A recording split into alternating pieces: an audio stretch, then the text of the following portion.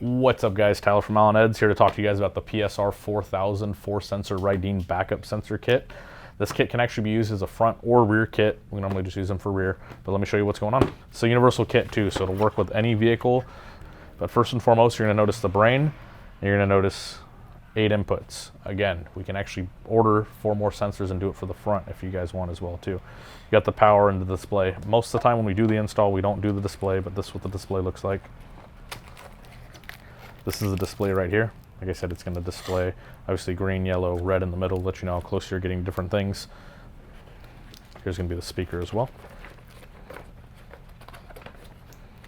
Again, we hide that up just so you don't see it obviously, but it does come with the speaker. That's how you're going to be able to hear it. And here are the 4 sensors. What we like to do that's a little different from us compared to a lot of shops is we actually like sending out the sensors to get paint matched, just so it's going to come out as factory as possible. Like I said, this kit's a really nice kit from our local neighbors at RYDEEN. It's a really nice piece. You're going to see all the harnesses and extensions. Nothing really all that exciting down there.